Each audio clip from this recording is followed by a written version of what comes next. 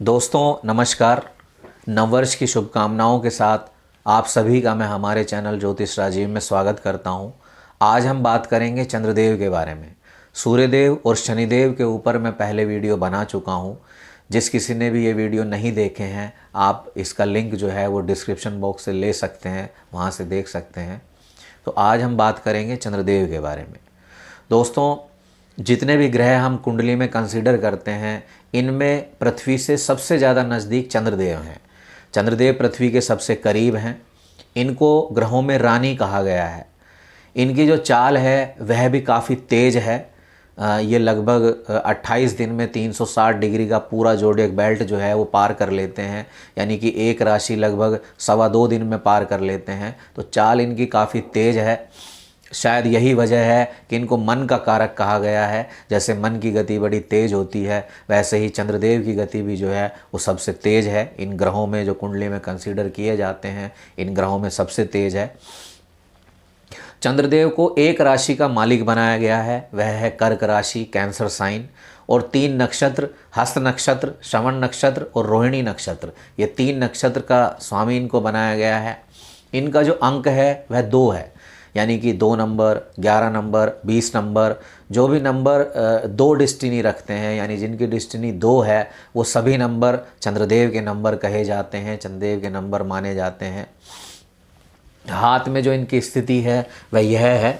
हथेली में ये जो हिस्सा है, ये जो पोर्शन आप देख रहे हैं, यह चंद्रदेव का एरिया है। आप सोच रहे होंगे कि चंद्रदेव की उंगली क्यों नहीं है, क्योंकि चंद्रदेव पृथ्वी के काफ़ी नज़दीक हैं, इसलिए इनके सिग्नल रिसीव करने में कोई परेशानी नहीं है, ऐसा कहा जाता है। क्योंकि जो उंगलियां हैं ये एक तरह से एंटीना का काम करती हैं। ग्रहों से आने वाली जो तरंगें हैं वो रिसीव करने का काम ये उंगलियां करती हैं।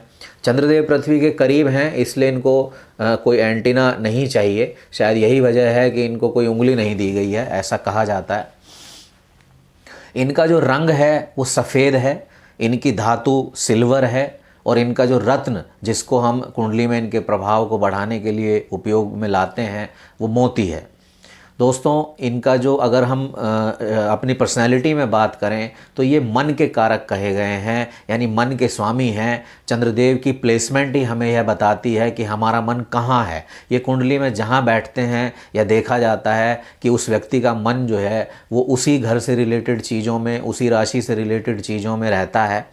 तो मन के सबसे बड़े कारक जो हैं वो चंद्रदेव हैं। शरीर में अगर हम बात करें तो हमारे शरीर में जल की जो मात्रा है, जल को रिप्रेजेंट करने वाले चंद्रदेव हैं। हमारा पसीना है, आंसू हैं, इस इमोशंस हैं, ये सब चंद्रदेव की कैटेगरी में आते हैं। हमारी जो आँखें हैं, जो हमें रास्ता दिखाती हैं, रोशनी देती हैं, यह भी चंद्रदेव की कैटेगरी में आती हैं। शायद आप सोच रहे होंगे कि मैंने सूर्यदेव के लिए भी यही बताया था कि सूर्यदेव की कैटेगरी में आँखें आती हैं। तो यह बात सच है दोस्तों कि सूर्यदेव की कैटेगरी में भी आती हैं और चंद्रदेव की कैटेगरी में भी आती हैं। जैसे सूर्यदेव दिन में रास्ता दिखाते हैं, वहीं चंद्रदेव रात में रास्ता दिखाते हैं। तो आँखें जो हैं वो दोनों की कैटेगरी में आती हैं। चंद्रदेव और सूर्यदेव दोनों के ही कारक तत्व में आँखें आती हैं। तो शरीर में इनकी स्थिति यह है। इनका जो फील्ड है, जो चीज़ें इनसे जुड़ी हुई हैं, उनमें आप ये कह सकते हैं कि माता से जुड़ा हुआ जो भी फील्ड है वो सब चंद्रदेव की कैटेगरी में आता है। चंद्रदेव को माता कहा गया है, माता का कारक माना गया है। तो आप जितनी भी चीज़ें एज्यूम कर सकते हैं, सोच सकते हैं जो माता से जुड़ी हुई हैं, वो सभी इनकी कैटेगरी में आती हैं। जैसे सबसे पहले होम साइंस जो है, इसमें जितनी भी चीज़ें आती हैं, अगर आपको होम साइंस पढ़नी है, पढ़ानी है या उससे रिलेटेड कोई भी काम करना है तो वह चंद्रदेव की कैटेगरी में आता है।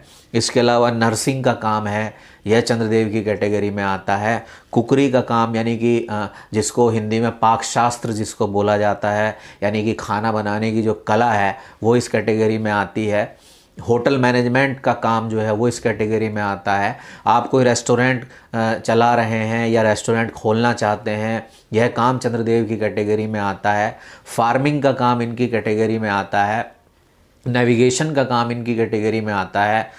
वाटर से जुड़ा हुआ कोई भी काम हो, वाटर स्टडी हो, वाटर रिसर्च हो, वो सारा काम इनकी कैटेगरी में आता है। म्यूज़िक और डांस, ये इनकी कैटेगरी में आता है। तो ये सारे इनके जो हैं फील्ड हैं।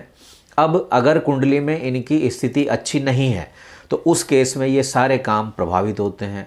अगर हम पर्सनैलिटी की बात करें तो सबसे पहले तो हमारा मन ही जो है वो व्यथित होता है, मन डिप्रेस्ड होता है, माता से हमारे संबंध खराब होने के चांसेस बढ़ जाते हैं।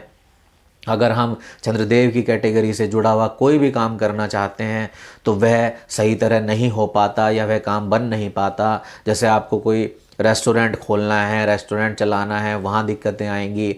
होम साइंस से रिलेटेड कोई काम करना है, वहाँ दिक्कतें आएंगी। और दोस्तों एक चीज़ जो है इनके फील्ड की वो मैं कहना भूल गया, टेक्सटाइल्स का काम। टेक्सटाइल का काम भी जो है वो चंद्रदेव की कैटेगरी में आता है।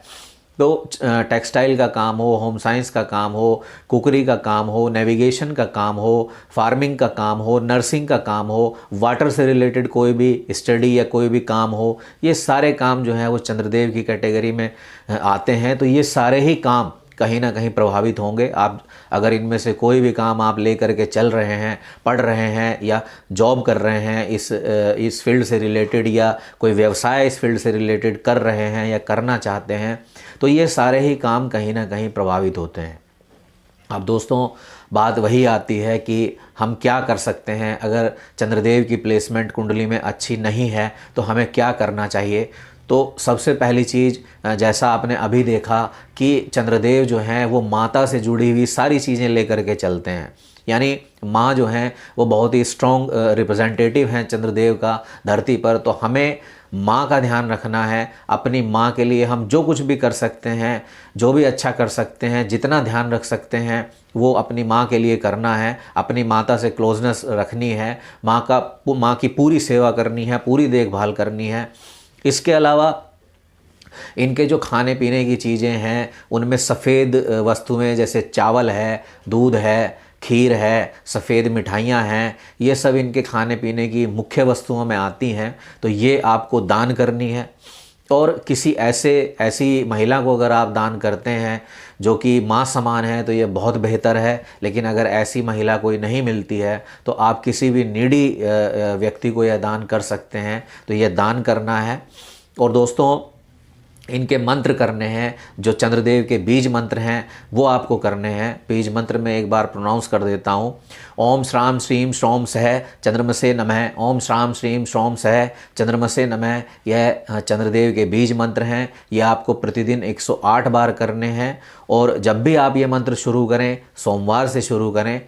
इसके अलावा आपको चंद्रदेव को जल देना है। सोमवार के दिन जो है शिवजी भगवान पर आप ये जल चढ़ाएं। शिवजी के सर पर आपने देखा होगा कि चंद्रमा विराजमान है, चंद्रदेव विराजमान है। तो सोमवार के दिन आप दूध मिश्रित जल जो है वो शिवजी के मस्तक पर चढ़ाएं। ये आपको करना है। तो यह इनकी रेमेडी है जो काम करती हैं।